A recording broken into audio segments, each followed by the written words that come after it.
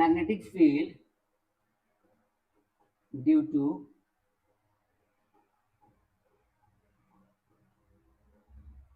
to current carrying straight conductor।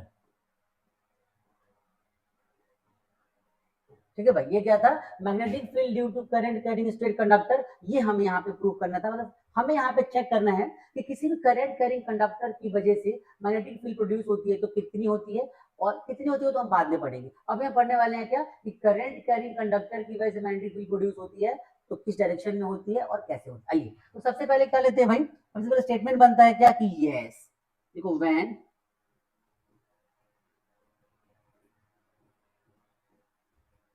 current is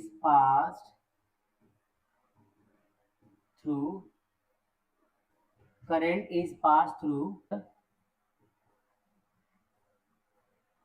straight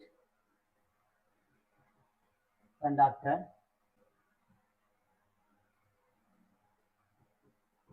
magnetic field is produced around the conductor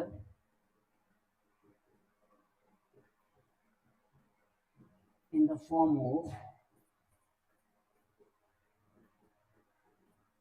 concentric circle. ठीक है भाई, मतलब क्या हो गया कि करंट कैरिंग कंडक्टर, मान लो मेरे पास एक मतलब कि करंट फ्लो करता हुआ कंडक्टर है, तो इसके आसपास फील्ड क्रिएट होगी कि नहीं होगी, कैसी होगी, ये हमारा टॉपिक है क्या कि magnetic field due to current carrying straight conductor. एक स्ट्रेट कंडक्टर में अगर करंट फ्लो कर रहा है तो क्या होगा, तो a straight conductor whenever current is flowing in a straight conductor magnetic field is produced around the conductor in the form of concentric circles। मतलब क्या हो गया कि करंट कैरिंग कंडक्टर के आसपास मैग्नेटिक फील्ड प्रोड्यूस होती है कॉन्सेंट्रिक सर्कल्स के फॉर्म में।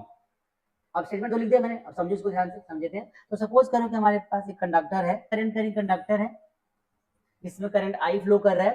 अब इस करंट आई फ्लो करने की वजह से इसके आसपास फील्ड क्रिएट होगी। फील्ड कैसी होगी, तो फील्ड हमारी कुछ ऐसी होगी। ठीक है भाई, ऐसी हमारी फील्ड क्रिएट होगी कॉन्सेंट्रिक सर्कल्स के फॉर्म में। आई बात समझ में, ये कॉन्सेंट्रिक सर्कल जो होता है वो ऐसा होता है।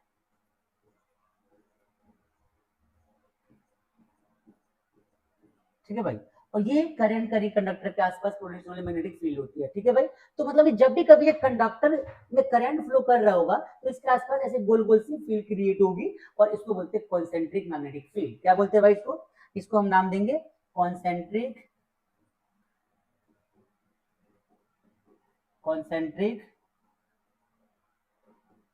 Magnetic field. क्लियर हो गया। अब बात करते हैं इसके डायरेक्शन की। डायरेक्शन कैसे निकालते हैं, तो डायरेक्शन निकालने का बेस्ट तरीका क्या होता है, राइट हैंड थंब रूल। इसके डायरेक्शन को फाइंड करने के लिए हम यूज करते हैं राइट हैंड थंब रूल। तो क्या लिखोगे, RHS, right hand thumb rule. क्या होता है राइट हैंड थंब रूल, इस rule is use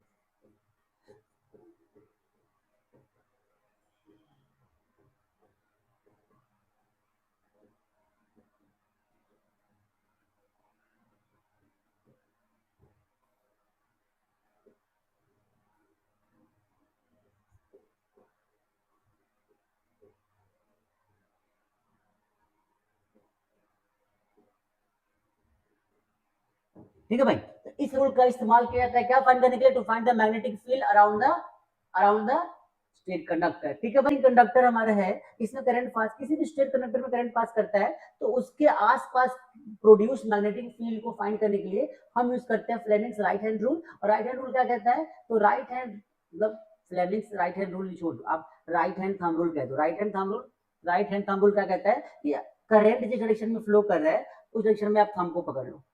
if current is flowing, if current, मान लो करंट आप ऐसे फ्लो कर रहा है, तो if thumb is representing the direction of current in the conductor, then call finger will represent the direction of magnetic field। ये इसका statement होता है कि भाई थंब जिस डायरेक्शन में करंट जा रहा है उधर को कर दो और इसको पकड़ लो, जो आपकी फिंगर्स होंगी ना डायरेक्शन बताइए किसकी, मैग्नेटिक फील्ड लाइंस के अराउंड द कंडक्टर। ये इसका स्टेटमेंट है और आई होप आपको समझ में आ गया होगा। तो ये रूल का स्टेटमेंट क्या कहता है, लिख दूं भाई, तो चलिए लिख देते हैं। क्या स्टेटमेंट लिख दूं, राइट हैंड थंब रूल क्या कहता है,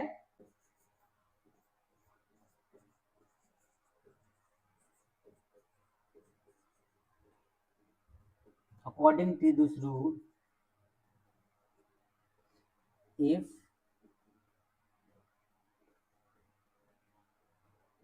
our thumb is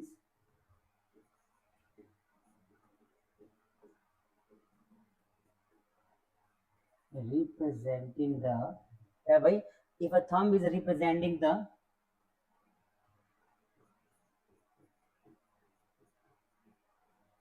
direction of current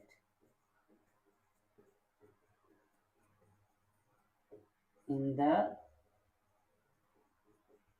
conductor, then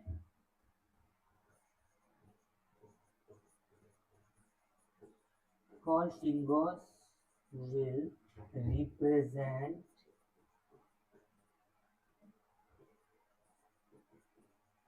the direction of magnetic field around the conductor. ठीक है भाई, ये इसका स्टेटमेंट हो गया, ये आपको ध्यान में रखना है बस। ये हमारा क्या हो गया स्टेटमेंट। और इस स्टेटमेंट का मतलब क्या होता है कि अगर किसी कंडक्टर में करंट फ्लो कर रहा है, उस डायरेक्शन में थंब को रख दिया, तो कॉल फिंगर जो हमारी होगी, कॉल फिंगर क्या बताएंगे, direction of magnetic field, and this is called right hand thumb rule.